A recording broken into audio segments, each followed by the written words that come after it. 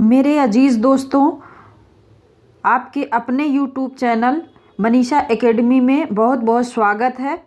चलिए current affairs के कुछ टॉपिक पे हम डिस्कस करेंगे जो कि मेंस एग्ज़ाम में पूछे जा सकते हैं और कुछ पॉइंट ऐसे हैं जो पीटी के लिए भी या प्रीलिम्स एग्ज़ाम के लिए भी मोस्ट इम्पॉर्टेंट हैं। तो चलिए स्टार्ट करते हैं।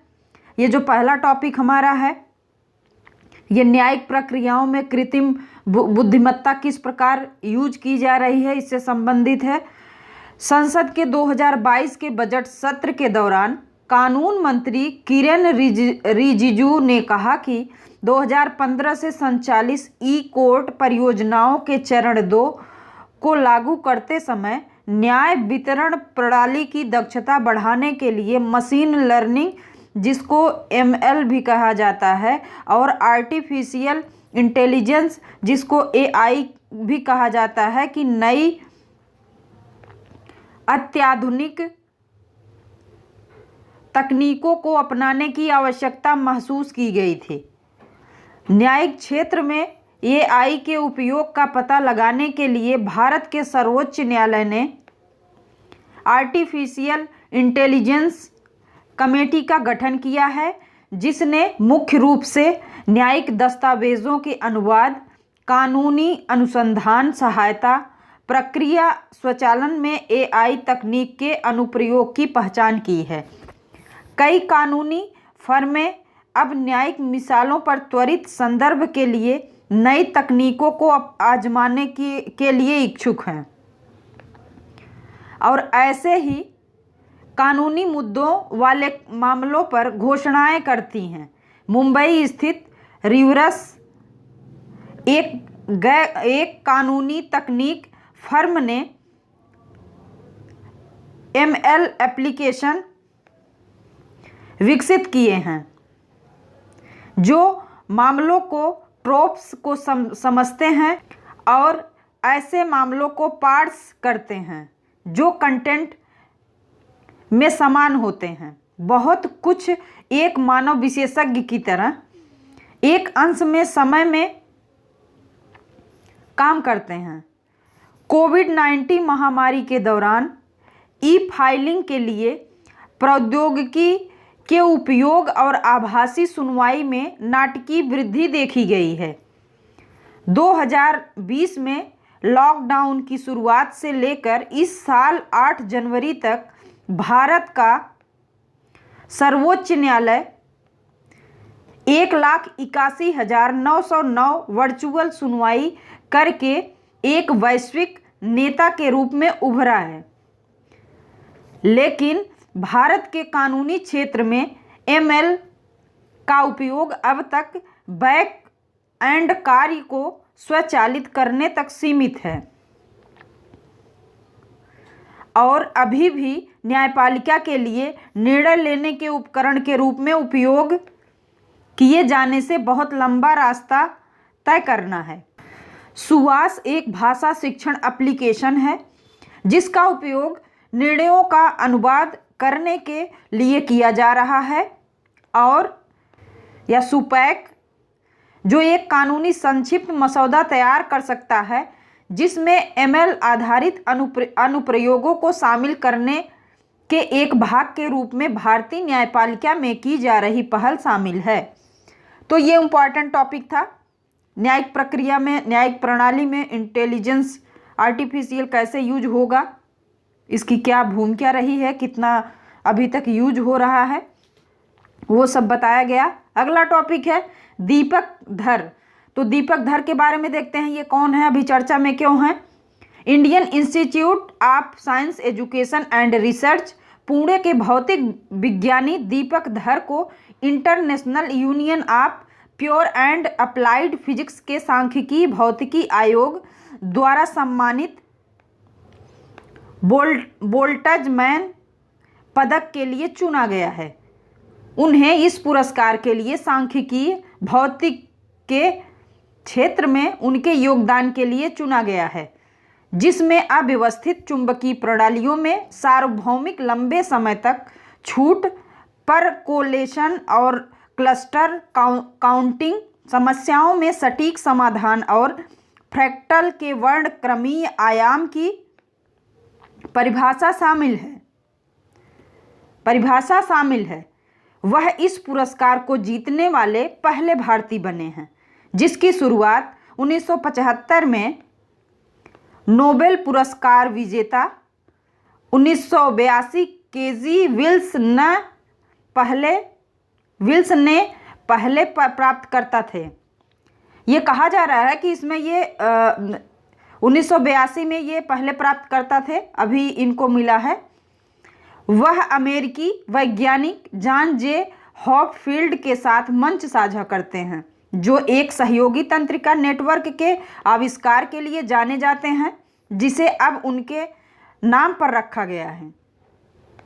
इस पुरस्कार में लुडविग बोल्ट्जमैन के शिलालेख के साथ सोने का पानी चढ़ा हुआ बोल्ट्जमैन पदक शामिल है और चुने हुए 2 वैज्ञानिकों को 7 से 11 अगस्त 2023 को टोक्यो में आयोजित होने वाले स्टेट फिज 28 सम्मेलन में पदक प्रदान किए जाएंगे।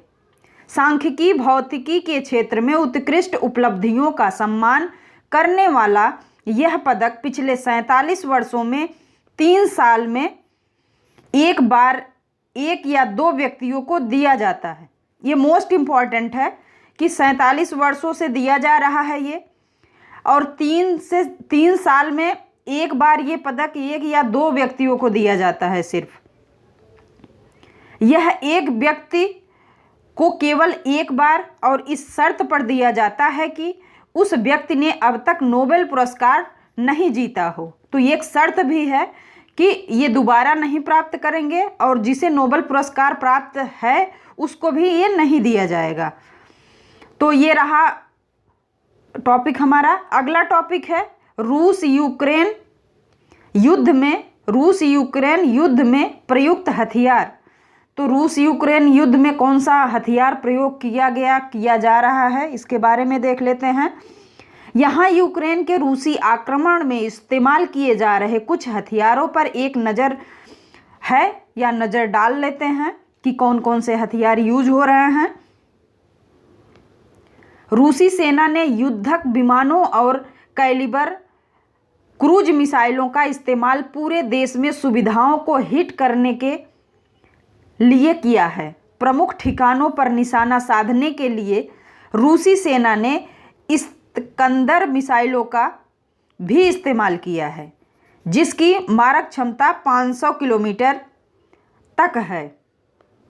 सोवियत डिजाइन किए गए ग्रैंड, जिसे हेल कहा जाता है, अगला स्पर्च जिसे बमंडर कहा जाता है, और उर्गन जिसे तूफान कहा जाता है, कई रॉकेट लॉन्चर सैनिकों या सैन्य उपकरणों की सांद्रता को नष्ट करने के लिए शक्तिशाली रॉकेटों के एक सैल्वो को फायर करने के लिए डिजाइन किए गए हैं।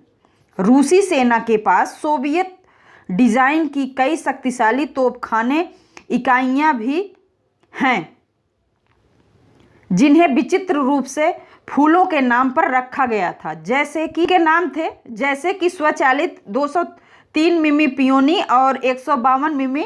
तो इनके नाम हैं। आगे अगला टॉपिक हमारा है जलकुंभी और बबूल स्वचालित हॉविल्जर। यूक्रेन के अधिकारियों ने रूस पर क्लस्टर हथियारों का इस्तेमाल करने का आरोप लगाया है। क्लस्टर बम रॉकेट और तोपखानों के गोले हवा में खुलते हैं, जो सबमिशन या बमबारी छोड़ते हैं, जो एक बड़े क्षेत्र में फैले हुए हैं और एक साथ कई लक्ष्यों को मारते हैं। यूक्रेनी सेना ने संघर्ष से पहले तुर्की द्वारा आपूर्ति किए गए वायरकटार ड्रोन का इस्तेमाल किया है। अगला टॉपिक है लोकतंत्र रिपोर्ट 2022। तो लोकतंत्र से संबंधित एक रिपोर्ट आई है 2022 की, वो चर्चा में है। क्या क्या है देख लेते हैं।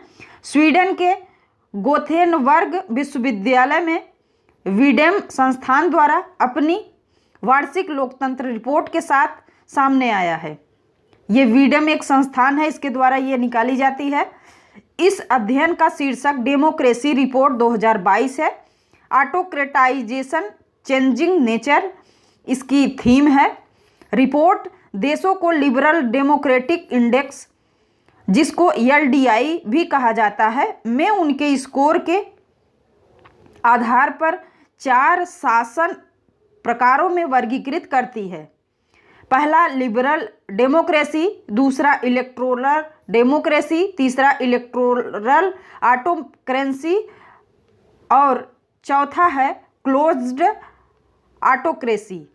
यह भारत को एक चुनावी निरंकुशता के रूप में वर्गीकृत करता है, जो LDI पर 179 देशों से 93 स्थान पर है। भारत का स्थान इसमें कौन सा है? तो 93 स्थान है इस रिपोर्ट में। 2021 में औसत वैश्विक नागरिक द्वारा प्राप्त लोकतंत्र का स्तर 1989 के स्तर तक गिर गया है।